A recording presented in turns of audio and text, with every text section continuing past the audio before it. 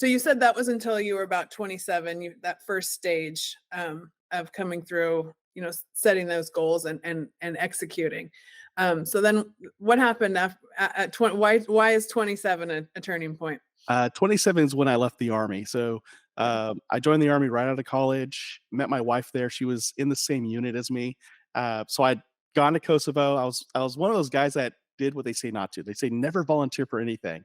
My first week on the job in Germany, my boss is asking me, "Hey, I'm putting together this team of folks to kind of spearhead the first division into Kosovo, and I think you'd have the skill sets to really thrive there. We'll make sure you're ready to go." I was like, "Sure, I'll do this." I said it army style, of course. Like, "Yes, Sergeant, I'll be a part of this team." I did not know I was the first person to volunteer after 3 months of her trying to pull volunteers together. So I did make friends for a little while. So off I go to Kosovo. 7 months later, I'm back in Germany, and my wife to be is one of the new soldiers in the unit, and she came on board at a time where like my group of folks had gone to Kosovo. Our replacements had also gone to Kosovo, so she was there during a vacuum of like good solid leadership. And the leader she was assigned, I won't say his name in case he's turned his style around, but he wasn't the best leader. And then we had this new platoon leader come in and a new platoon sergeant. And the platoon leader, though, was from a ranger unit. Like he was like the guys you see on Black Hawk Down. And so Yeah. for him, he had gotten hurt, he healed, became an officer. And the first unit they put him in is like what you would see in the movie MASH. It was like night and day for this guy. It was just like, I can't stand this, but I'll at least hold my leaders to some accountability here. And he decided he's going to pair up this first group of Kosovo vets with the new soldiers. So there was a batch of them, and I got paired up with this soldier named Morales. And my job was to tell her and teach her everything I learned while deployed in Kosovo. And I thought she was cute. But the problem was I ran out of content within 4 days. I was like, I taught her everything I learned in 4 days because one of these days we did like a night training mission, Mhm. and I had nothing but like 4 hours to tell her everything I knew, and I was just keeping the conversation going. Well, after those 4 days, I'm like, I need something. So I'm looking around. I have like a field manual in my room. I'm like, all right, we're going to teach her how to set up a field antenna. Great. And so that the next day I'm like making this 2 hour lesson on how to set up a field antenna. And then like the next day I'm like, we're going to learn how to dig a foxhole. All right, that's what we're learning. Never built a foxhole while I was in Kosovo. This is all stuff I'm just pulling out of the air to keep this going. 3 months later, I finally ask her out. She asks, "What took so long?" I was like, "What do you mean?" She's like, "I've been dropping hints for 3 months." I'm like, "Really? Like what?" She's like, "Do you really think?" Excuse me. "Do you really think I wanted to learn about how to set up a field antenna?"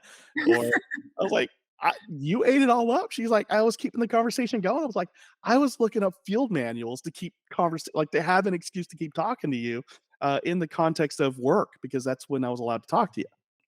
So anyway, yeah, we got married. We have 2 kids. She gets out of the army because it's 9/11. And then before I get out of the army, I get deployed to Iraq. And so when I come out of there alive, I realize I don't think I'll survive another tour anywhere because I'm that guy that says, "Oh, there's an explosion. Let's go help." And I was like, you don't live 20 years in a career if you keep doing that." Uh, Mhm. and I didn't want to miss out my kids growing up. Like my army career would have exploded in a good way. I would have Mhm. climbed the ranks. I would have gotten all the experience I would need, probably to get a book deal. I don't know. I wasn't special forces, so no book deal. But the expense was I was going to miss out on having a deep relationship with my wife and getting to know who my kids were, and that wasn't worth. It Yeah. was. It just wasn't worth it. So 27 when I got out of the army, Okay. became a civilian. Um, First year as a civilian, it's Christmas 2005, I believe, and it's the day after Christmas actually, and I realized that the the credit card we had just spent all year to pay off was now fully maxed out again, just Mm. this holiday we just celebrated, and Mhm. gosh, it's gonna take me all year to pay that credit card off again without really hurting our lifestyle.